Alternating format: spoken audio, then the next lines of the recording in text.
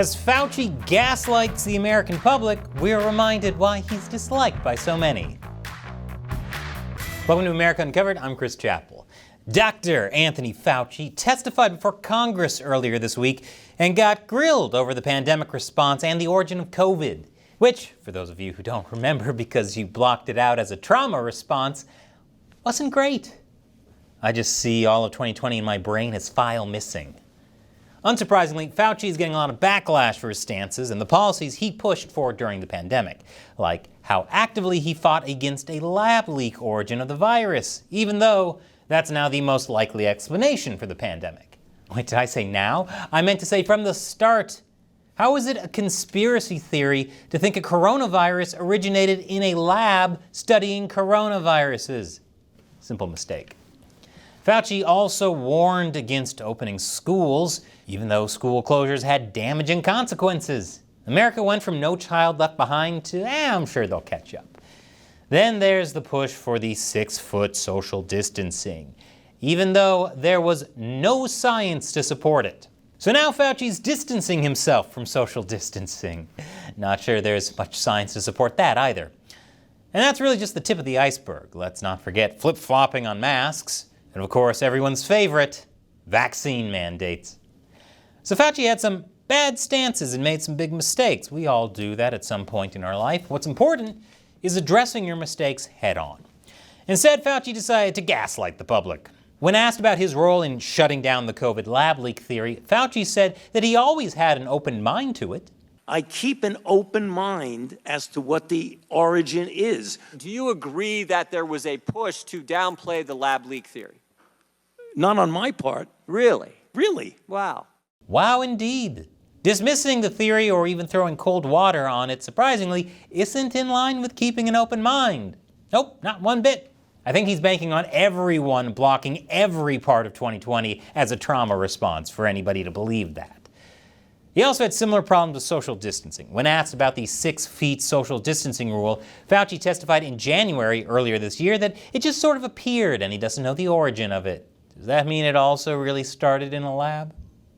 Then he blamed the CDC in the recent hearing. It actually came from the CDC. The CDC was responsible for those kinds of guidelines for schools, not me. I didn't make the recommendation. The hearing felt like Fauci trying to save his own skin without apologizing for anything. I mean, he couldn't throw NHS official David Morenz under the bus fast enough. If you forgot who Morenz is, not too long ago there was a hearing about emails revealing that he and Fauci were intentionally doing government business with private emails specifically to avoid public scrutiny. I knew nothing of Dr. Morin's actions regarding Dr. Daszak, EcoHealth, or his emails. It is important to point out for the record that despite his title, and even though he was helpful to me in writing scientific papers, Dr. Morin's was not an advisor to me on institute policy or other substantive issues. Let me state for the record that to the best of my knowledge, I have never conducted official business using my personal email. Wow, that's a very interesting take. I did a full episode on what Fauci and Morenz did. I'll put a link below. You tell me if that contradicts what Fauci just said. But you know what? We should be grateful to Dr. Fauci. That's why Hawaii's Democratic Representative Jill Takuda said at the hearing, "Thank you for your science," and failed to challenge him in any way. Ah yes, Dr. Fauci's science. That's what was behind his insistence that schools needed to be closed, that lockdowns needed to be enforced, that vaccines should be mandated.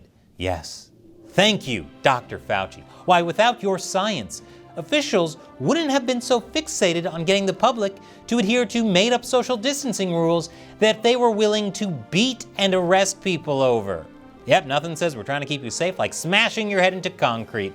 Law enforcement wouldn't have cracked down on entire communities of faith because of your science, Dr. Fauci. Not even a father with his daughter out in the park alone were safe. And friends, family, and neighbors were encouraged to rat each other out for not social distancing or people who violated stay-at-home orders. Unless, of course, you were a government official, like Gavin Newsom, who violated his own lockdowns by eating out at a fancy restaurant. Unmasked, of course. and sent his kids to a nice private school while the plebs couldn't. And I'm still waiting for answers for all the grandmas Cuomo's COVID policies killed. And Dr. Fauci, I especially want to thank you for pushing vaccine mandates. Many had to be fired for the good of all, even in the military. Yes, your science kept us safe. Although it is kind of odd that states like Florida or even countries like Sweden that didn't follow those recommendations ended up being perfectly fine. Well, as fine as Florida gets. So thank you, Dr. Fauci, for making it all possible. I hope you get everything you deserve for what you did to our country. Gaslighting and conflicting narratives make it really hard to separate fact from fiction. So that's what America Uncovered does for you. Help the show out by liking and subscribing. YouTube has been secretly unsubscribing people en masse, so make sure you're still subscribed. And if you can, support the show on patreon.com/AmericaUncovered. You can contribute however much you want on a monthly basis, but you could also set it up for just $1 an episode. And as a thank you, I'll respond to your questions or comments. Today's comes from W_Ghost575. Hi Chris, I've been a recent supporter on Patreon, but I've been watching your videos for years on YouTube. Have you heard anything on zombie gun, firearms, parts, kits, laws being created by Democrats in the US states to make firearm part kits legally? I heard about it a few months ago, but I haven't heard anything since. Well, thank you, Ghost, for becoming a Patreon supporter.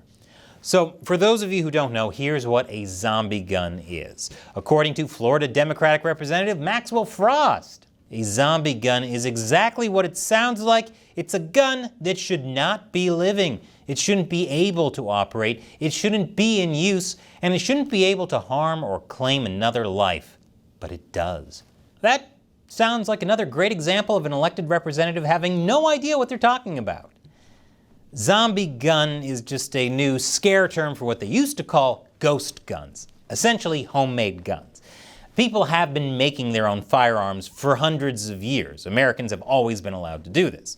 But if you don't want to make your own gun from scratch, some companies sell gun assembly kits where you get a bunch of unfinished parts, then you assemble the gun yourself. There are also now 3D printed guns. From a law enforcement standpoint, ghost guns are a problem. Ghost guns don't have serial numbers. That makes them untraceable. Plus, you don't have to go through a background check to make one or order the parts. So Frost, along with Hawaii Democrat Jill Tokuda, yes, the same person who recently said thank you for your science, co-sponsored this bill, the Destroy Zombie Guns Act. So far the bill has only been introduced, so there isn't an update yet. However, I talked about ghost guns in this episode. If you'd like the America Uncovered take on it, just click right here. Thanks for your question and your support, Ghost. And thank you for watching. Hit that orange button to join Ghost and support the show on Patreon. Once again, I'm Chris Chappell. Thanks for watching America Uncovered.